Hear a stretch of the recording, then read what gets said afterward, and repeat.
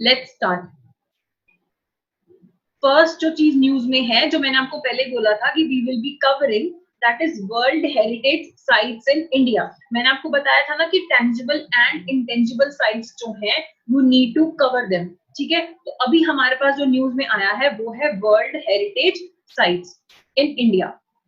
इसमें पत्रिका गेट एक जयपुर के अंदर कंस्ट्रक्ट किया गया है। ये जो आप फोटोग्राफ सामने देख रहे हैं, इट इज पत्रिका गेट इन जयपुर राजस्थान। ये राजस्थान पत्रिका ग्रुप पब्लिकेशंस है, मीडिया से रिलेटेड ये एक कंपनी है। उन्होंने पत्रिका गेट बनाया है जयपुर में। ठीक है, वहां पे एक जयपुर डेवलपमेंट अथॉरिटी ने मिशन अनुपम शुरू किया है related to these heritage sites. उसके अंडर जो पत्रिका गेट है जयपुर में बनाया गया है।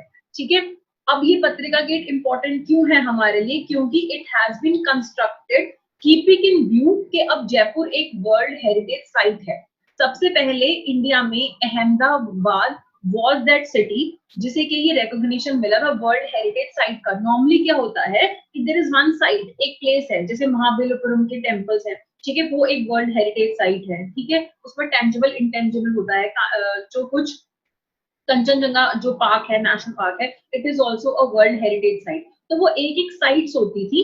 Ahmedabad was the first city जो पूरी की पूरी सिटी को जो है वर्ल्ड हेरिटेज साइट का जो है रिकॉग्निशन प्रोवाइड किया गया है। उसके बाद वी हैव जयपुर। जयपुर भी 2019 के अंदर जो है वर्ल्ड हेरिटेज साइट की तरफ से रिकॉग्नाइज किया गया है। So this can be asked in your exams, which are the two sites.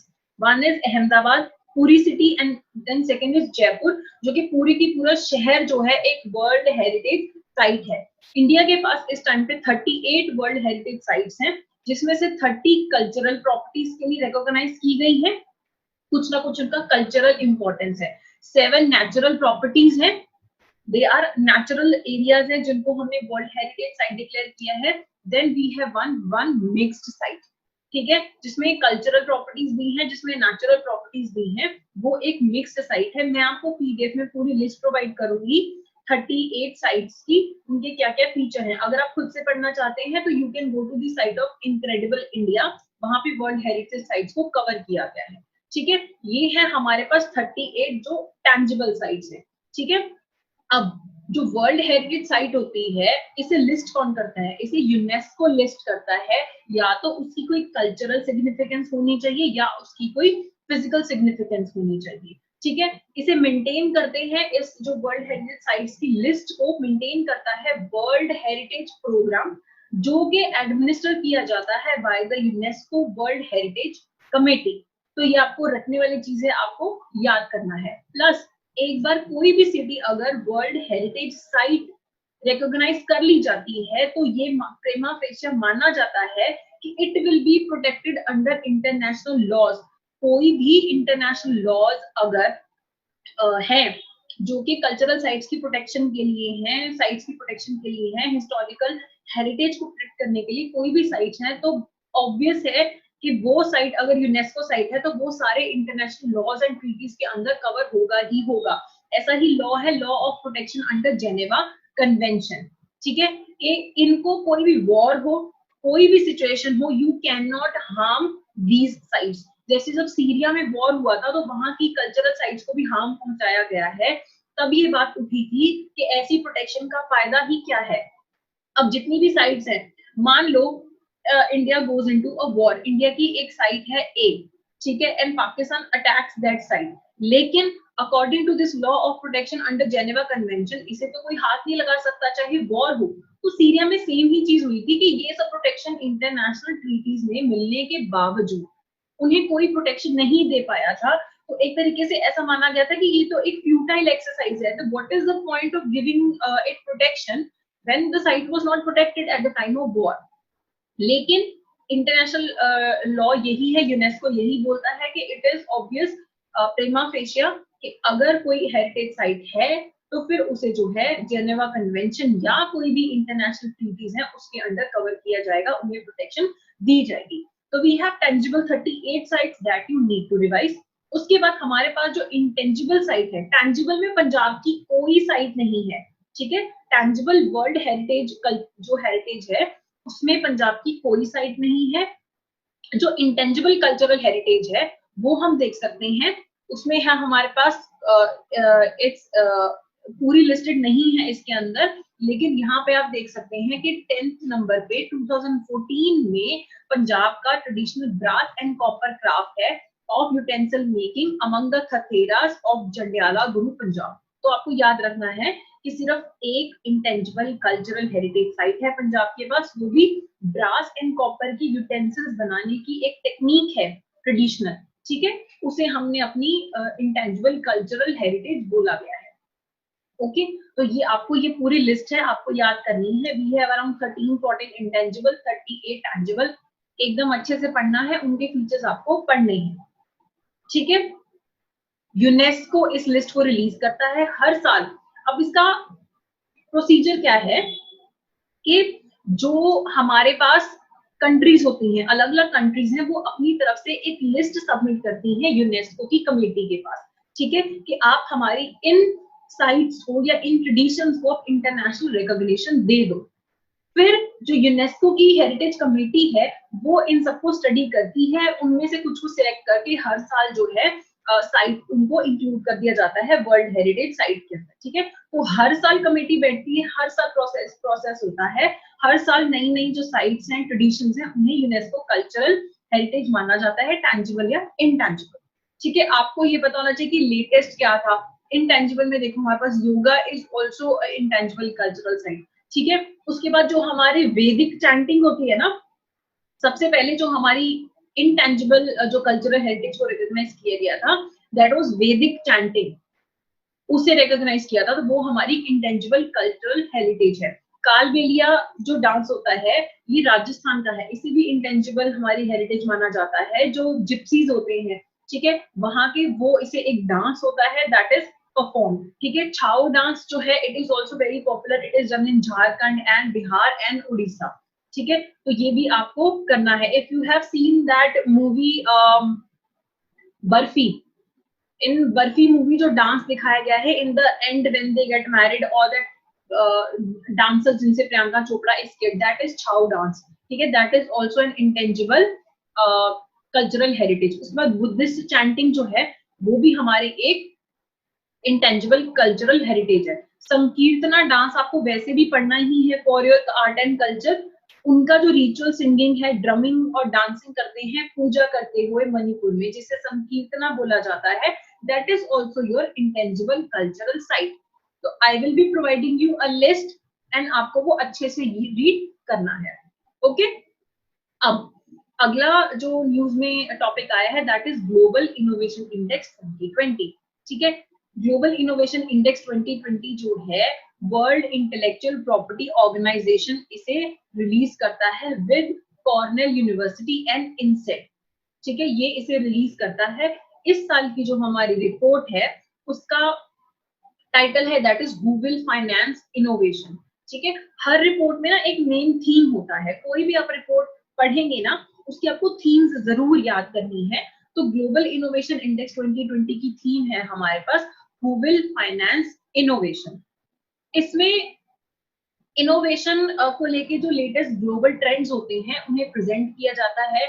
Innovation में कौन सी कंट्री कितना काम कर रही है, इनके पास 80 इंडिकेटर्स हैं, we don't need to read all the 80 indicators, ठीक है। 80 इंडिकेटर्स के बेसिस पे हम ये जज करते हैं कि कौन सी कंट्री इनोवेशन में कैसा परफॉर्म कर रही है, ठीक है। तो इंडिया का जो रैंक है ये 48th रैंक आया है, इंडिया हैज क्लाइंब्ड 4 स्पॉट्स, ठीक है। ये जो ग्लोबल इनोवेशन इंडेक्स का 13th एडिशन है, 13th जो है ग्लोबल इनोवेशन इंडेक्स 2020 आया है। इंडिया पहली बारी टॉप 50 कंट्रीज में आया है आउट ऑफ 131, फर्स्ट टाइम ऐसा हुआ है। लेकिन अभी भी India needs to work a lot, लेकिन इंडिया ने काफी कुछ सालों से अच्छा परफॉर्म किया है इस इंडेक्स के अंदर। एंड इस टाइम भी वर्ल्ड की सबसे इनोवेटिव इकोनॉमी में नंबर 1 पे है Switzerland, then it's Sweden, then USA. तो टॉप 3 आपको याद रखनी है, Switzerland, Sweden and USA. And India का रैंक याद रखना है, इंडिया का 48th रैंक है। आपको पूछा जा सकता है कि क्या इंडिया का रैंक इंप्रूव हुआ है या बुरा हुआ है रैंक। तो आपको याद रखना है कि इंडिया का जो रैंक है it has improved over the period of time. पिछले 2-3 जो हमारे इंडेक्स की रिपोर्ट्स आ रही है, इंडिया हैज बीन इम्प्रूविंग। ठीक है, साउथ एशियन रीजन में इंडिया को पाइनियर मतलब जो है सबसे ज्यादा अच्छा रैंक मिला है। थर्ड हम हैं इस रीजन के अंदर, साउथ एशिया के अंदर इनोवेशन के मामले में। ठीक है, it is related to policies also and how the government is supporting innovations. ठीक है, तो ये भी आपको याद रखना है। मेन इसमें क्वेश्चन के पूछा जा सकता है कौन इसको रिलीज करता है, 3 नाम आपको याद रखना है, इंडिया का रैंक, इंडिया इंप्रूव करे या नहीं, और टॉप 3 कंट्रीज कौन सी हैं, plus the fact that it's the first time that India has cracked into the top 15 countries according to the Global Innovation Index 2020। अब अगला जो टॉपिक है, अच्छा अभी तक आपको कोई इशू है तो please tell me, otherwise we can continue.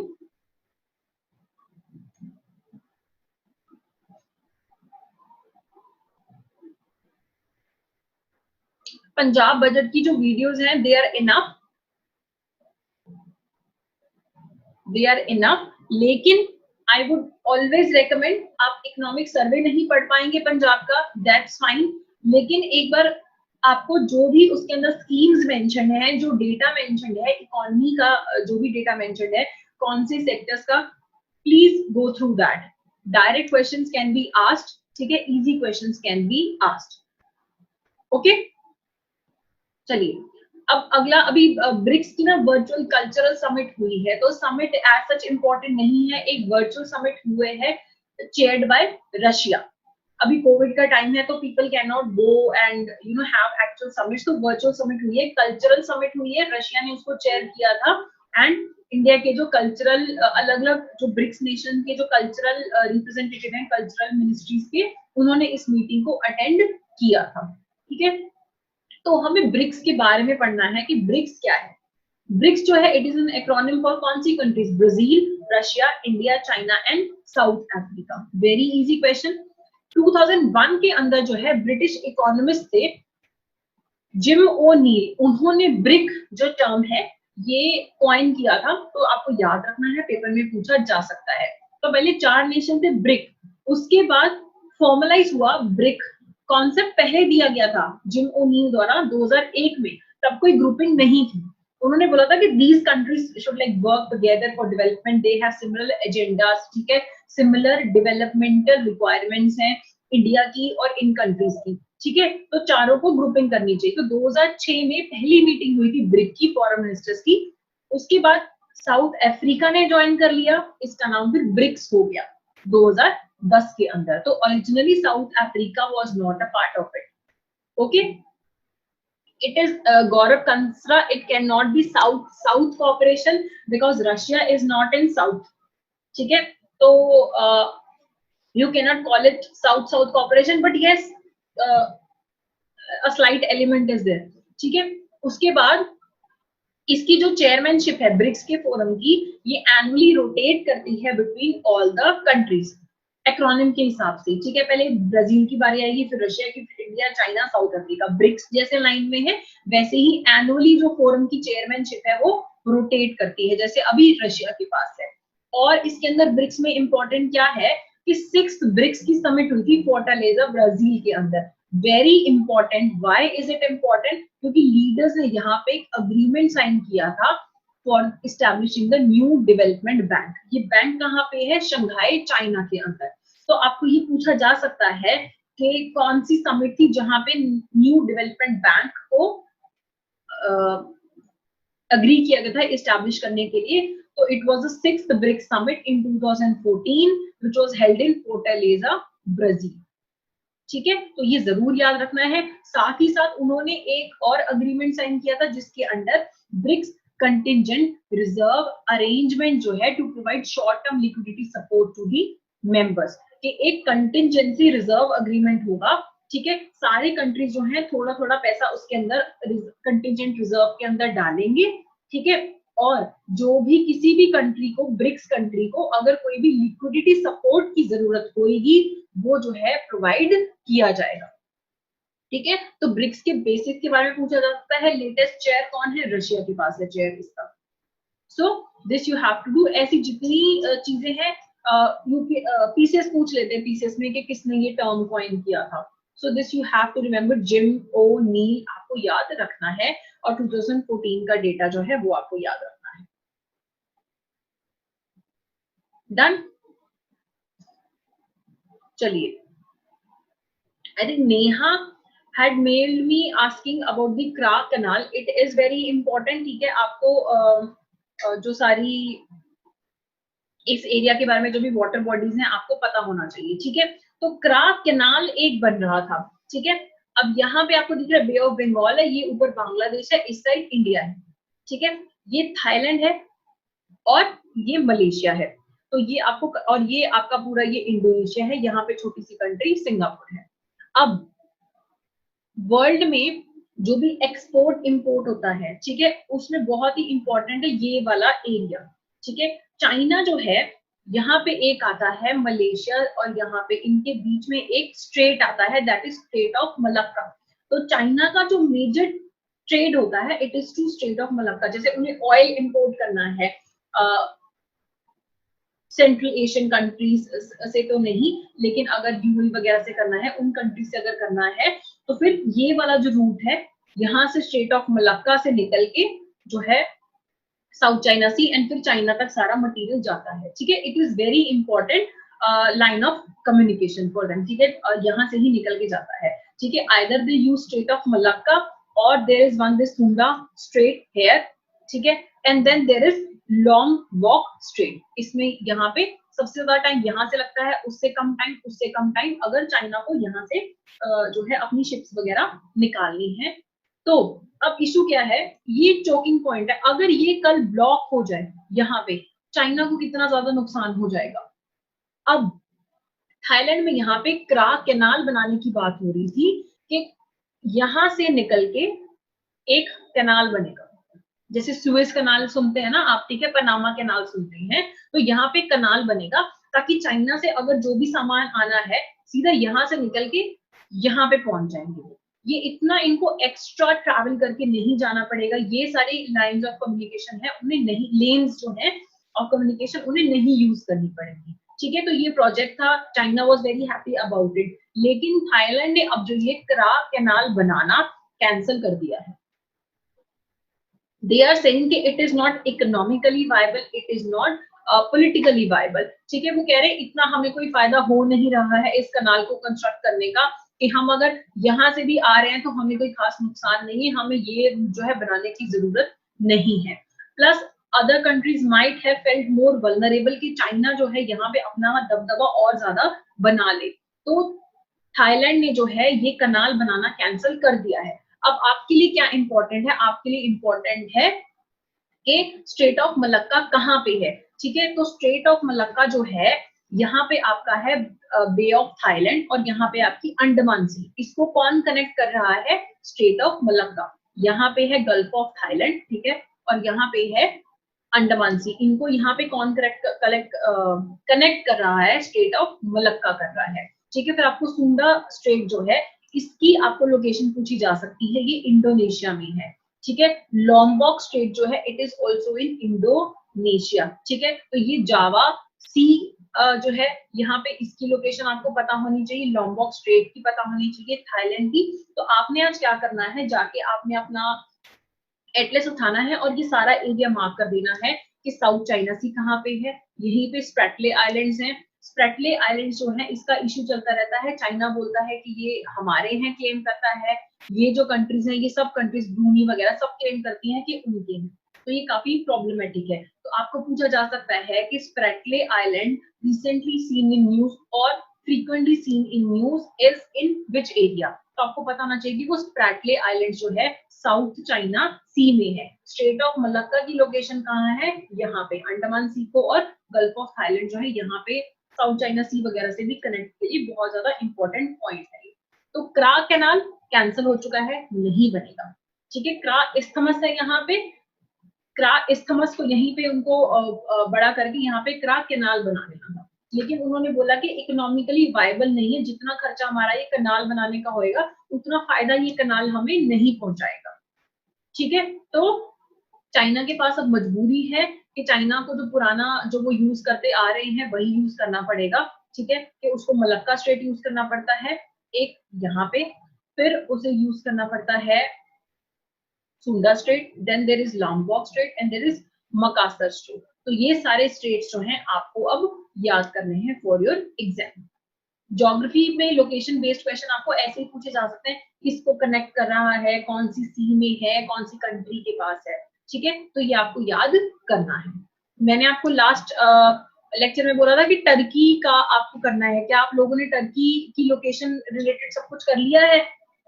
Have you guys marked places around Turkey and Greece, क्योंकि Turkey is very much in news.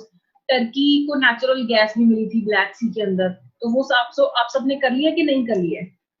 नहीं किया तो प्लीज आज जाके कर लीजिए। चले आगे, जल्दी जल्दी आप मुझे बता दीजिए, नहीं तो फिर हम आगे चलते हैं।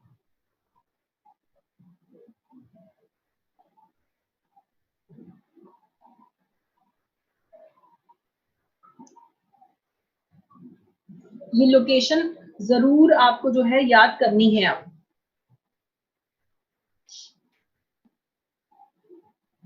चलिए, अब आपको पता है कि there are only someone has raised hand.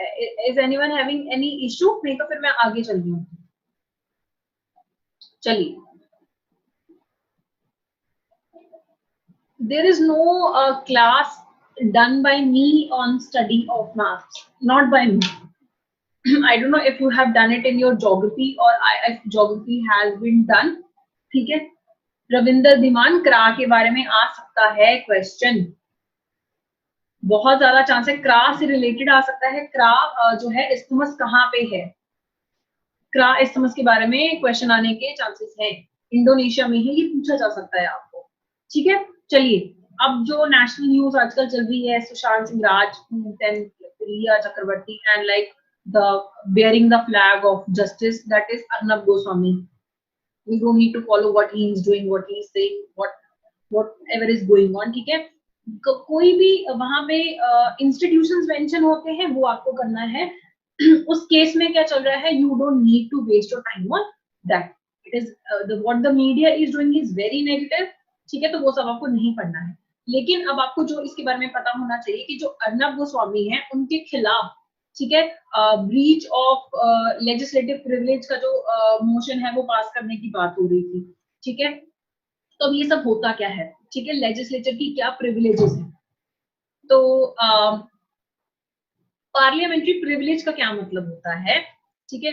Parliamentary privilege में ये है कि इम्यूनिटी कुछ लेजिस्लेचर जो है वो हमारे एंजॉय करते हैं, जो हमारे लेजिस्लेचर्स हैं उन्हें प्रोटेक्शन ग्रांट होती है कोई भी सिविल या क्रिमिनल लाइबिलिटी के अगेंस्ट, ठीक है। कोई भी उनके एक्शंस के बारे में, कोई उनके बारे में ऐसी स्टेटमेंट्स नहीं दी जा सकती, ठीक है, उन्हें डिमीन करने के लिए, ठीक है। तो parliamentary privileges refers to the rights and immunity enjoyed by the legislature, ठीक है।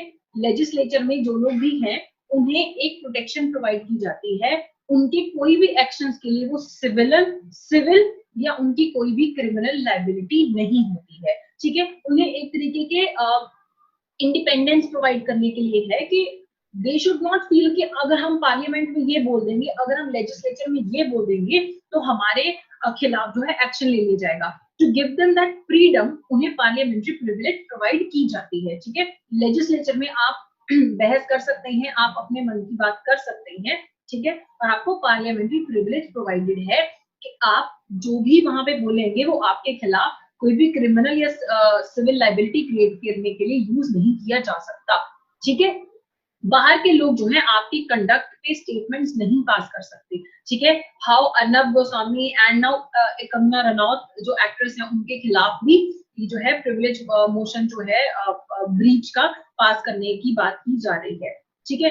पावर, प्रिविलेज और इम्यूनिटी दोनों हाउसेज ऑफ पार्लियामेंट को, मेंबर्स को, कमेटीज को, ठीक है, कहां से ये डिराइव होता है जो प्रिविलेज है, from article 105 of the constitution, ठीक है।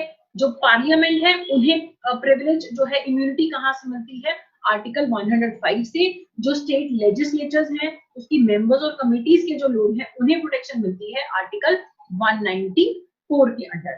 ठीक है, कि मैं अगर मेंबर ऑफ पार्लियामेंट हूँ तो मेरे कंडक्ट पे कोई कुछ नहीं बोल सकता, ठीक है, और वहां पे जो भी मैं पार्लियामेंट में कर रही हूँ अननेसेसरी मेरा क्रिटिसिज्म जो है नहीं हो सकता है।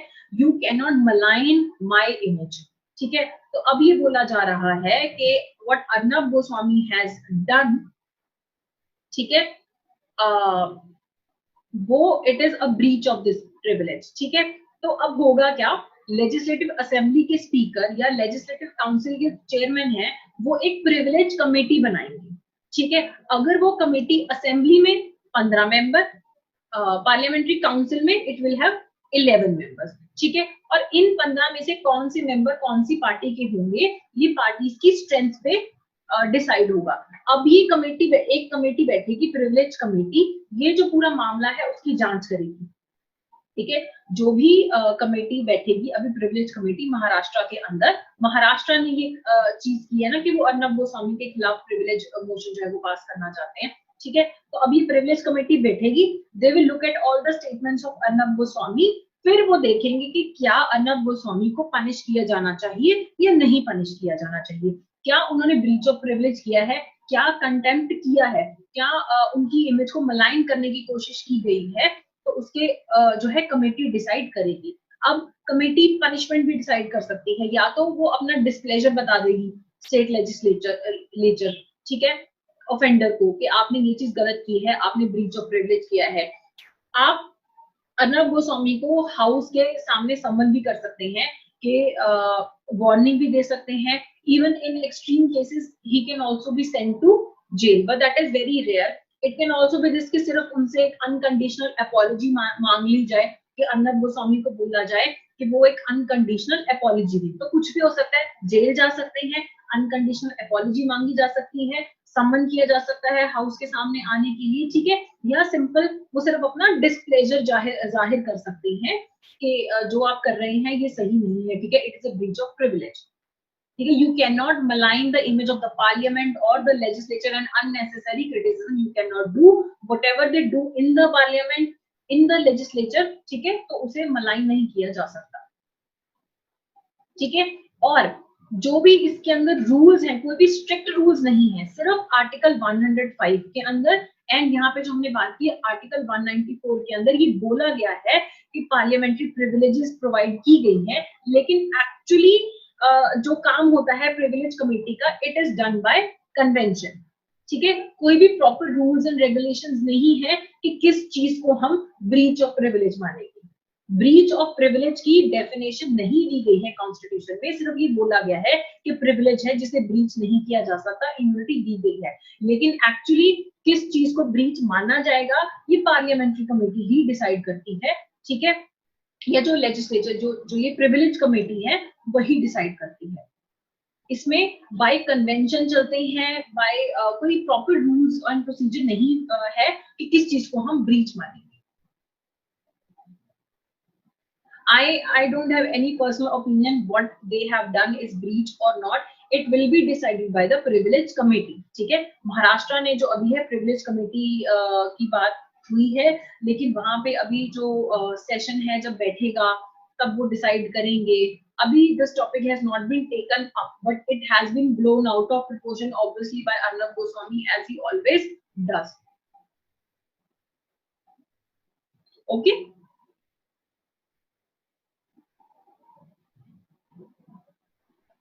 Actual issue they are criticizing the conduct of the members of parliament.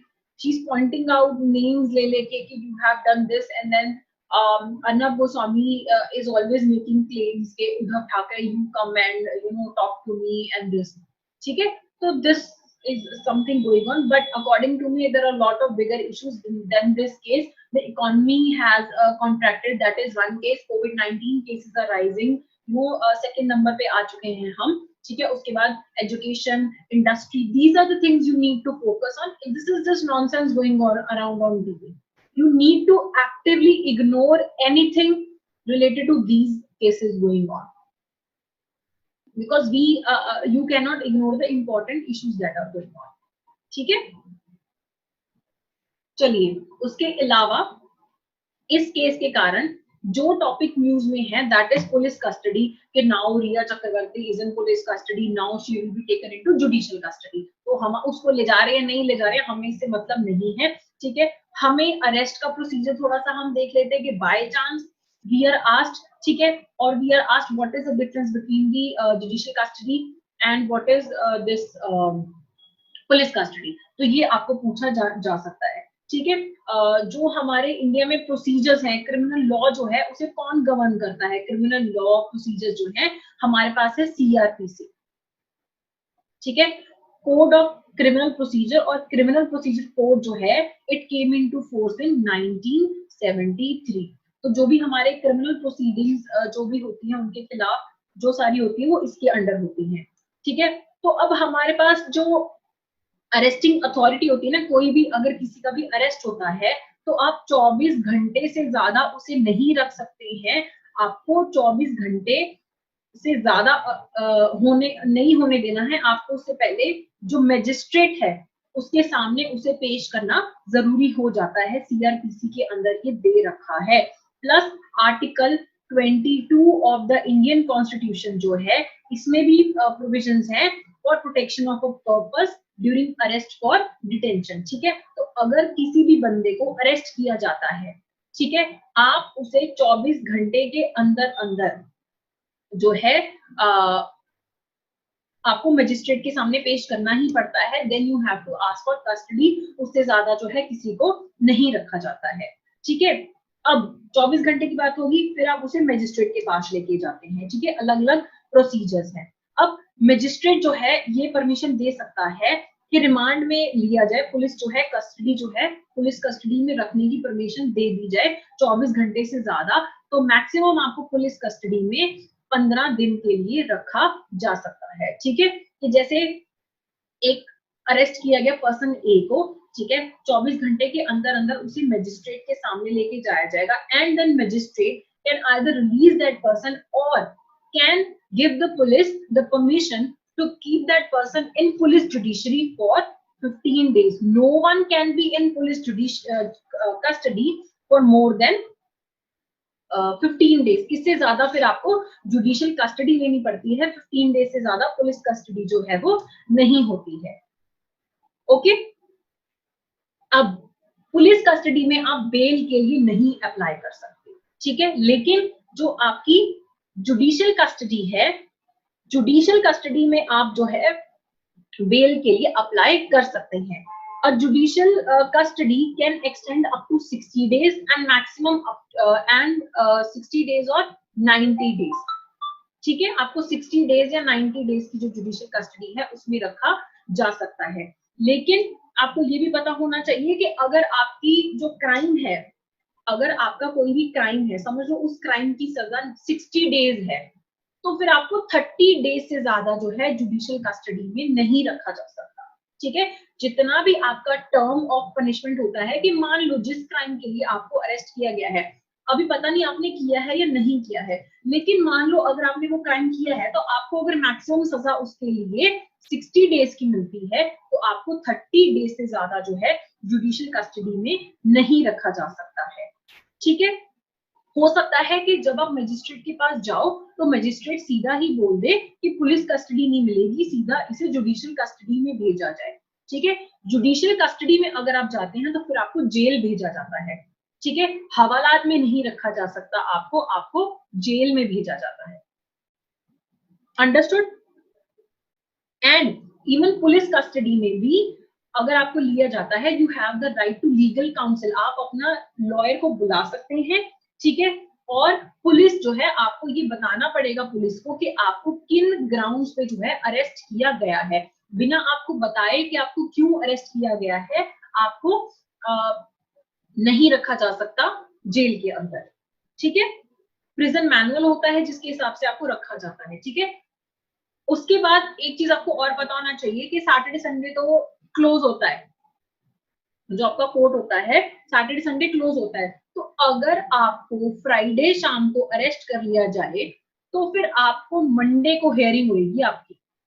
तो इस तरीके से आप फ्राइडे रात को सैटरडे रात को, संडे रात को आपको हवालात में रहना पड़ सकता है इन पुलिस कस्टडी, क्योंकि मजिस्ट्रेट को सैटरडे संडे को बैठेगा नहीं। लेकिन if it is related to a minor the case or is it related to women, तब स्पेशली आप सैटरडे एंड संडे को भी जाके जो है पुलिस कस्टडी के लिए या बेल के लिए जो है वुमेन रिलीज के लिए बात कर सकती है मजिस्ट्रेट से। वुमेन एंड माइनर, मेन के केस में they will have to stay in the jail Friday Saturday and Sunday.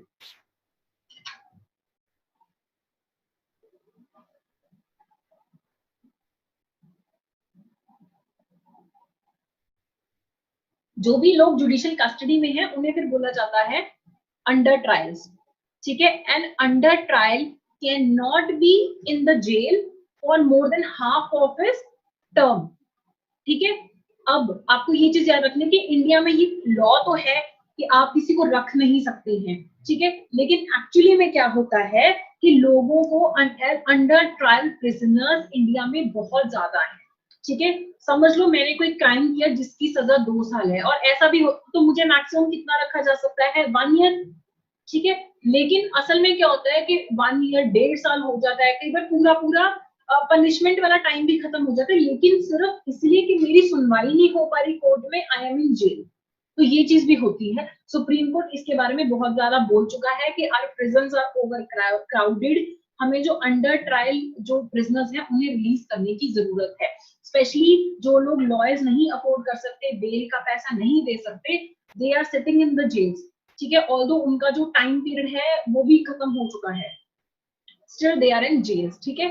अभी police custody, judicial custody news में इसीलिए भी है क्योंकि कोरोना का टाइम चल रहा है, हमारे प्रिजन्स जो हैं they are over crowded. Even court ने बोला है कि जिन लोगों की मीनियल क्राइम्स हैं, माइनर क्राइम्स हैं, उन्हें रिलीज कर दिया जाए ऑन बेल, क्योंकि we can not afford over crowded jails without social distancing at the time of corona.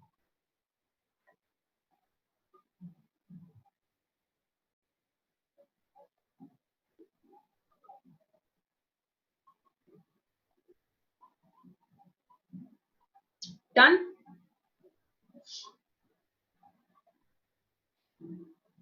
अब जो पुलिस कस्टडी, एक चीज और बतानी, जो पुलिस कस्टडी है उसमें आप पुलिस के प्रोटेक्शन के अंडर होते हैं फॉर दोस 15 डेज।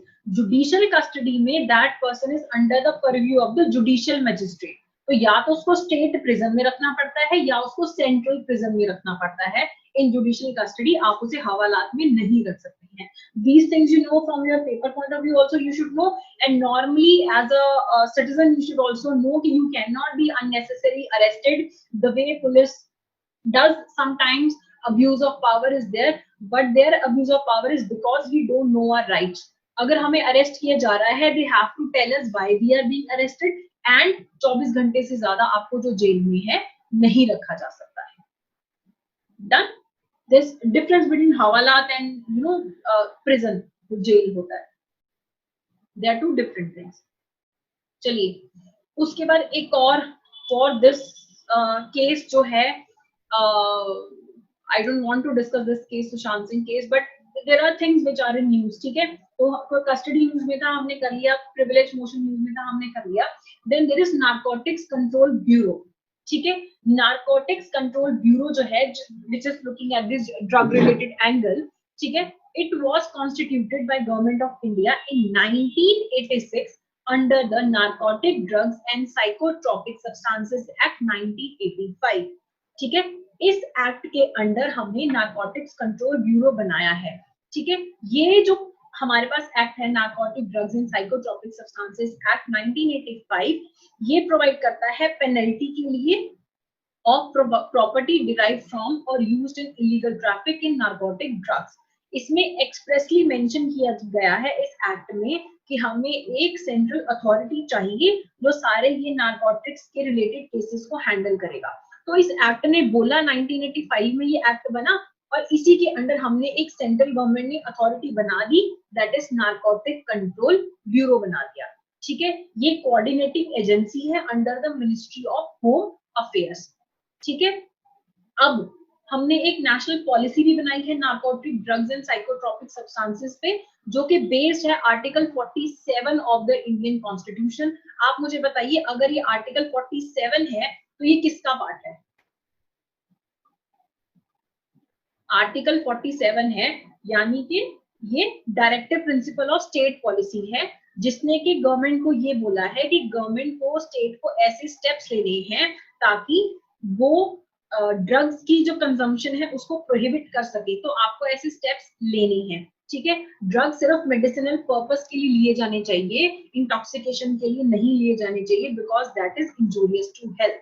तो इंडिया में जो भी ड्रग रिलेटेड है, इलीगल ड्रग ट्रैफिकिंग के रिलेटेड है, इलीगल जो ड्रग कंजम्पशन से रिलेटेड अगर कोई भी केस आता है तो उसे कौन हैंडल करता है? Narcotics control bureau.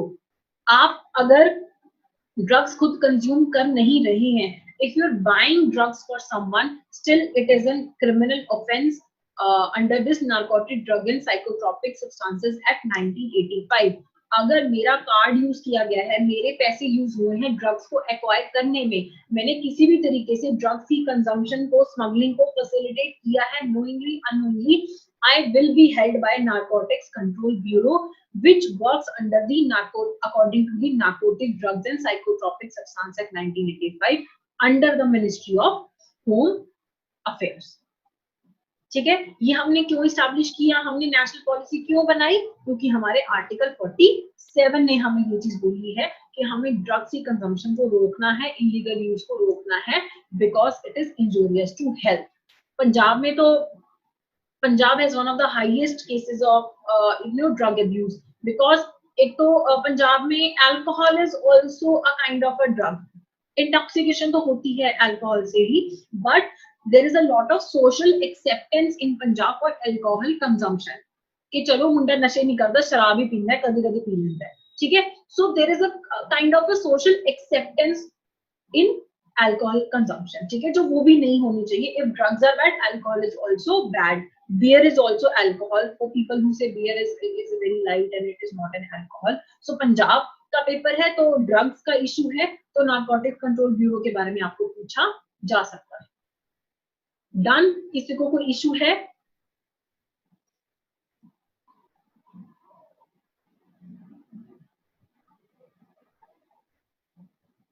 What the examiner will do, in a lot of hodgepodge whatever is going around in media, they will pick up some institutions and ask about them. They will ask you in detail about them. They don't care about the case, but they care about the institutions involved. So custody, narcotics control bureau, and then there was the privilege motion. These are the three things that you need to do for your narcotics control bureau. Huge tragedy तो is it that alcohol consumption से जो people have died, है ना?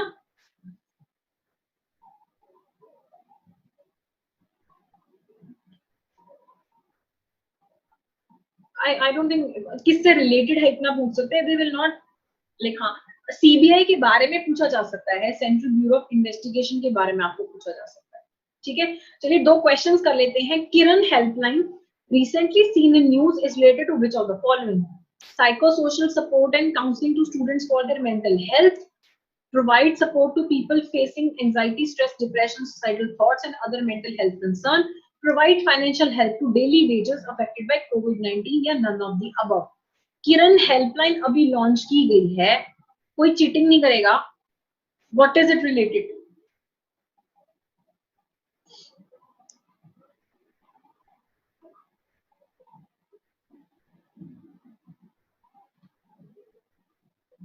जल्दी जल्दी बताइए।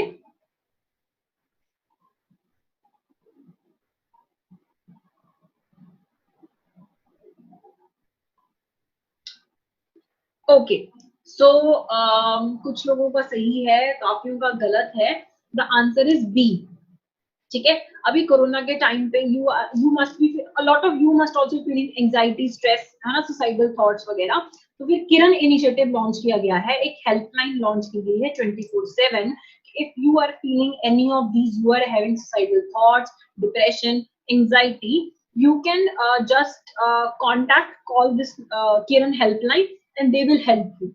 For the students, a different helpline was launched, that is Manodarpan, ठीक है। स्टूडेंट्स के लिए जो 24/7 हेल्पलाइन लॉन्च की गई थी सोशल सपोर्ट के लिए, काउंसलिंग ऑफ स्टूडेंट्स के लिए, that was Manodarpan. Kiran is for everyone, ठीक है, किसी को भी कोई मेंटल हेल्थ कंसर्न है तो वो किरण हेल्पलाइन जो है यूज कर सकते हैं। अगला क्वेश्चन है, Turkey is not bordered by which of the following water body. मैंने आपको बोला था टर्की के बारे में पढ़ना है आपको, तो Turkey is not bordered by which of the following water body, Caspian Sea, Mediterranean Sea, Black Sea, none of the above. None of the above यानी कि ये सारे ही टर्की को बॉर्डर करते हैं।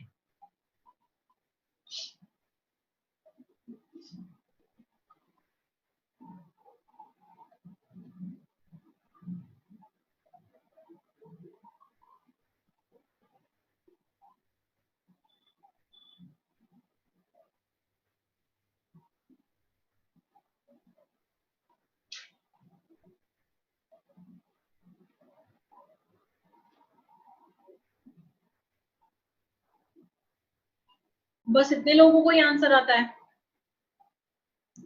चलिए, इसका ये अगर टर्की है तो यहाँ पे मेडिटेरेनियन सी है, यहाँ पे ब्लैक सी है, यहाँ पे लैंड है, फिर यहाँ पे कैस्पियन सी आती है। तो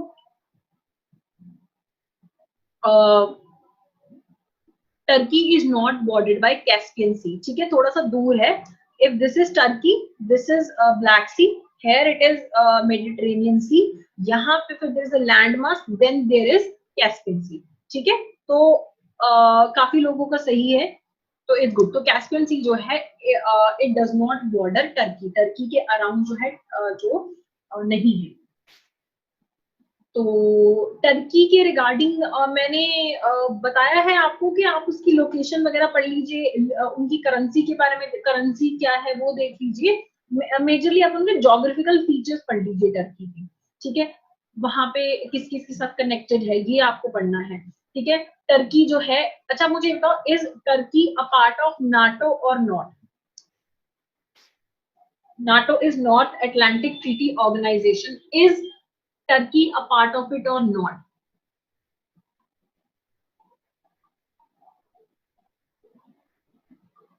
नाटो एक तरीके का मिलिट्री अलायंस है, ठीक है, कि जो भी कंट्रीज नाटो का पार्ट है, अगर एक पे अटैक होगा, मान लीजिए अगर टर्की नाटो का पार्ट है, तो अगर कोई टर्की पे अटैक करेगा तो नाटो के सारे मेंबर्स जो है टर्की को मिलिट्री सपोर्ट देने आ जाएंगे, ठीक है। तो Turkey is a part of NATO, it is a part of NATO which is US backed, ठीक है। वॉर्सो पैक्ट वाज रशिया, यहाँ पे अगर नाटो है, यहाँ पे वॉर्सो पैक्ट है, ठीक है। तो अब टर्की जो है वो नाटो का पार्ट है, still it is getting closer to Russia military wise भी, और वैसे भी जो रिलेशनशिप है टर्की के यूएस के साथ डिटेरियोरेट हो रहे हैं एंड रशिया के साथ इंप्रूव हो रहे हैं, although Turkey is a part of NATO. तो इस तरीके से आपको पढ़ने हैं आर्टिकल्स वगैरह, जब हम न्यूज़पेपर पढ़ते हैं इस तरीके से आपको क्वेश्चन पूछे जा सकते हैं कि टर्की के बारे में आपको अच्छे से डिटेल में पढ़ लेना है, ठीक है। अब जो इशू चल रहा है टर्की का, अब जर्मनी के रशिया जर्मनी का फाइट चल रहा है, टर्की का साइप्रस के साथ इशू चल रहा है, टर्की का बाकी कंट्रीज के साथ इशू चल रहा है, ठीक है। तो अब आपको पता होना चाहिए, मेंस के लिए आपको क्या पता होना चाहिए कि इस सारे कंफ्लिक्ट का इंडिया पे क्या असर होने वाला है, ठीक है। Around 4.5% of India's oil energy requirements are fulfilled by this Mediterranean region, ठीक है, यहाँ पे बहुत सारा ऑयल प्रोड्यूस होता है। तो अगर यहाँ पे इंस्टेबिलिटी आती है तो 4.5% is not a small amount and it can impact the economy of India, ठीक है, it can impact the economy of India. तो वहां पे अच्छे रिलेशंस मेंटेन रहें, तो इसके लिए इंडिया के लिए बहुत ज्यादा इंपॉर्टेंट है। इंडिया की इकोनॉमी ऑलरेडी ही डाउन जा रही है, ठीक है, अगर इतनी इंस्टेबिलिटी इंटरनेशनल रिलेशंस में आती, इंडिया को और नेगेटिव इम्पैक्ट होगा, ठीक है। आप लोगों ने पिछले बार कर लिया था कि कॉन्ट्रैक्शन हुआ है, which is the only sector which has registered positive growth according to the data जो अभी नया नया आया है एनएसओ का। एनएसओ का डेटा आया है ना कि हमने 23% प्लस हम नेगेटिव हो चुके हैं। There is only one sector which has registered a positive growth, which is that one sector.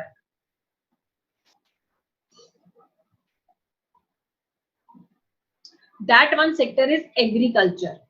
Agriculture sector की बात हो रही है।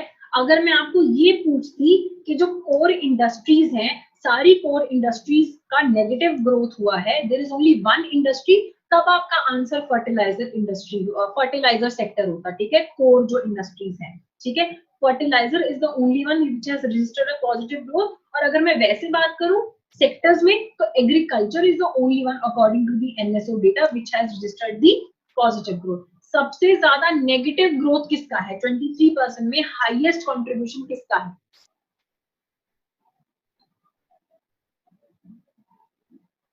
जैसे हमारे पास एग्रीकल्चर है, which is the sector which has registered the most negative growth?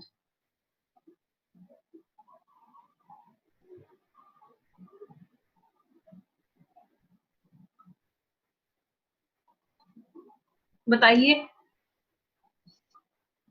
मैंने सेक्टर्स की कोर, वो I am not talking about this core sectors, I am talking about the industry.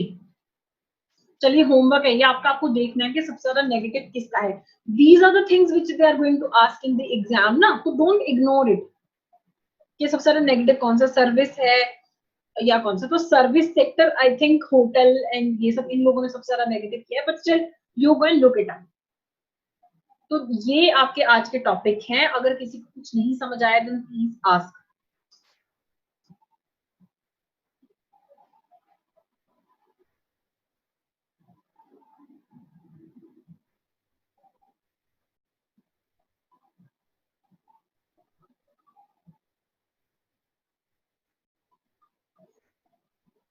Know questions?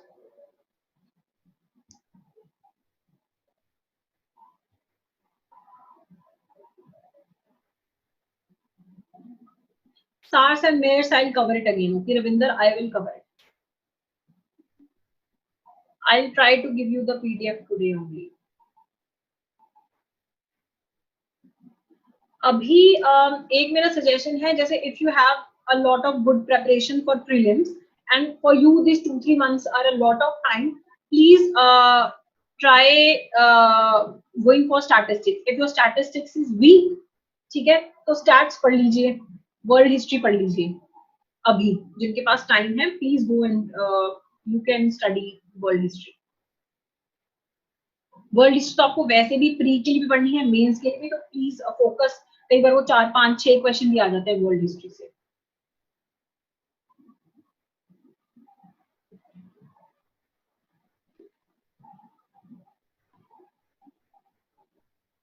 ठीक है, जो जो आप मेरे को बोल रहे हैं, आई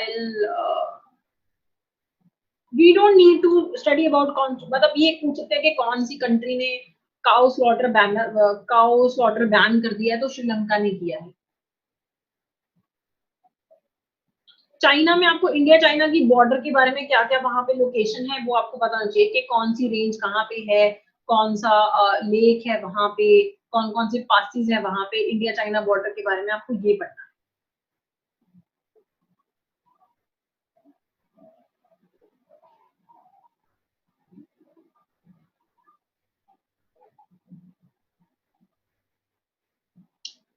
थ्री 365 विजन आईएएस का जो डॉक्यूमेंट है, if you want to go into such detail, it's on you.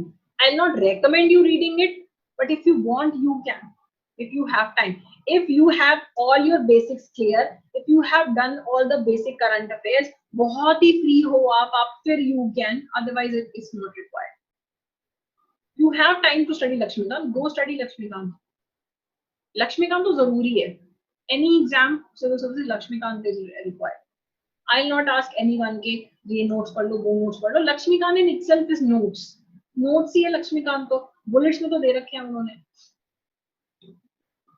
ठीक है, चलिए यहाँ का सेशन खत्म करते हैं। ठीक है, I will discuss GST. GST I think will be covered in your economics. ठीक है, I think Rahul sir will be covering that. अगर वो नहीं कुछ आपको वहां पे रह जाता है then I cover it. DNA अभी बिल है, इसलिए वो अभी नहीं कवर करना है, क्योंकि वो बिल है। आपको डीएनए के बारे में पता होना चाहिए, ठीक है। और बिल की प्रोविजंस आपको डीएनए वाले बिल की नहीं पढ़नी है, डीएनए बिल की प्रोविजंस नहीं पढ़नी है आपको। डीएनए क्या होता है ये आपको, डीएनए की एप्लीकेशंस क्या है वो आपको पता होना चाहिए।